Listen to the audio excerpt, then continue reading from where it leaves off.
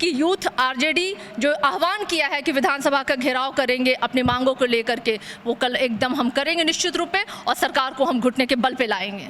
ये तो, और ये जो बात कर रहे हैं कि परिवारवाद, बीजेपी और जेडीयू से ज़्यादा कोई परिवार है? गिनवाऊं क्या मैं इनके भाई भतीजे दिल्ली से लेकर के आप बिहार तक ले लीजिए, तो ये तो इनसे ज़्यादा बढ़िया तो परिवारवाद कोई निभाता ही नहीं है। राष्ट्रीय जनता दल है वो गरीब गुरबा और हर धर्म, हर जाति, हर समुदाय के लोगों की पार्टी है, और यही कारण है कि इस विधानसभा में राष्ट्रीय जनता दल है नंबर 1 की पार्टी रही है, और ये दूसरी और तीसरी तबके पे चली जाने वाली पार्टी है। और राजद के द्वारा एक पोस्टर लगाया गया, उसके बाद से बीजेपी की प्रतिक्रिया सामने आई है। बीजेपी कह रही है कि राजद जो है वो कौरवों की सेना है, और जिस तरह से बात कर ले तो राजद का बीजेपी का यह भी कहना है कि जो राजद है वो परिवारवाद और बेटेवाद की पार्टी है। हमारे साथ राजद के प्रवक्ता है बात करने के लिए, सारिका पासवान जी। हम उनसे जानते हैं कि कैसे देखते हैं इस बयान को।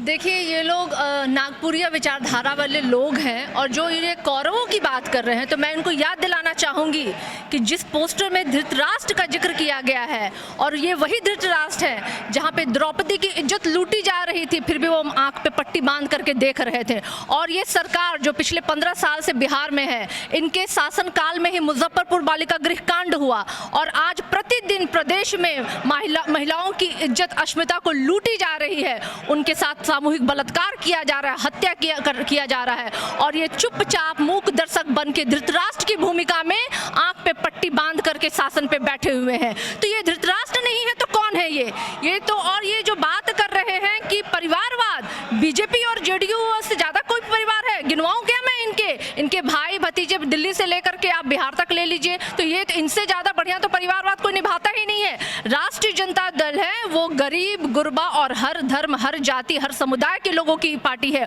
और यही कारण है कि इस विधानसभा में राष्ट्रीय जनता दल है नंबर 1 की पार्टी रही है, और ये दूसरी और तीसरी तबके पे चली जाने वाली पार्टी है। और जेडीयू तो 3rd ग्रेड की पार्टी है, वो तो अपना जनाधार ही खो चुकी है। तो ये सब क्या बोलेंगे? इनके पास तो शब्द नहीं होने चाहिए बोलने के लिए। ये अब इनके पास कुछ नहीं बचा है, बिहार की तरक्की के बारे में बात नहीं करना है इनको, तो उल जलूल के ये बयानबाजी कर रहे हैं। असल में ये जन विरोधी सरकार है, ये महिला विरोधी सरकार है। कल जिस तरह से विधानसभा घेराव करने की बात कही जा रही है, तो बीजेपी का कहना है कि परमिशन नहीं है, लेकिन उसके बावजूद भी जो है तेजस्वी यादव लोगों को बुलाएंगे, सड़कों पे दौड़ाएंगे बिना परमिशन के। इसका मतलब उनका कहना ये है कि कानून पे उनको भरोसा नहीं है।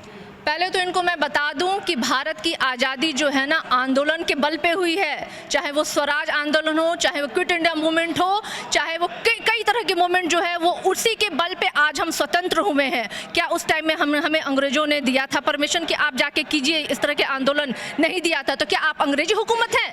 आप तानाशाह हैं? आज आज़ाद भारत में संविधान ने हमें अधिकार दिया है कि हम प्रोटेस्ट कर सकते हैं, और उसी अधिकार के तहत हम लगातार प्रोटेस्ट कर रहे हैं, और हम अपने प्रदेश के युवकों की आवाज़, जो बेरोजगार मांग रहे हैं रोजगार, जिस 10 लाख नौकरियों के बदले में इन्होंने 19 लाख नौकरियों का वादा किया था, और महिलाओं की सुरक्षा की बात हो, चाहे संविधान कर्मियों की बात हो, ये तमाम ऐसे मुद्दे हैं जिसको लेकर के यूथ आरजेडी का कल विधानसभा घेराव का है आह्वान, और वो निश्चित रूप में हम करेंगे, और इस सरकार को घुटने के बल पे लाएंगे हम। एक सवाल ये है कि कल 23 मार्च शहादत दिवस है भगत सिंह का, और उस दिन यह प्रदर्शन किया जा रहा है, कुछ इस तरह की कोई बात भी है? देखिए, इससे बढ़िया अच्छा दिन तो कोई हो ही नहीं सकता है। भगत सिंह जो है, जो शहीद हुए देश की आज़ादी के लिए, अधिकारों की लड़ाई लड़ते लड़ते वो शहीद हो गए, तो कल के जैसा कोई अच्छा दिन हो ही नहीं सकता है कि यूथ आरजेडी जो आह्वान किया है कि विधानसभा का घेराव करेंगे अपनी मांगों को लेकर के, वो कल एकदम हम करेंगे निश्चित रूप में, और सरकार को हम घुटने के बल पे लाएंगे। कल 23 मार्च है, शहादत दिवस भी है, और विधानसभा घेराव करने की जो बात कही है आरजेडी ने, वो भी कल होना है। लेकिन लगातार जिस तरह से बात कर ले कि बिहार में पोस्टर की राजनीति लगातार होते रही है, और इस पोस्टर के जरिए जिस तरह से शुभम ने जो पोस्टर दिखाया था कि धृतराष्ट्र बताया जा रहा है मुख्यमंत्री और उप मुख्यमंत्री बिहार के जो हैं उनको, लेकिन जिस तरह से बात कर ले कि इन तमाम चीज़ों के बीच कल 23 मार्च और 23 मार्च विधानसभा घेराव देखना ये दिलचस्प होगा कि आखिर कल क्या होता है। बने न्यूज़ नेशन के साथ, नमस्कार।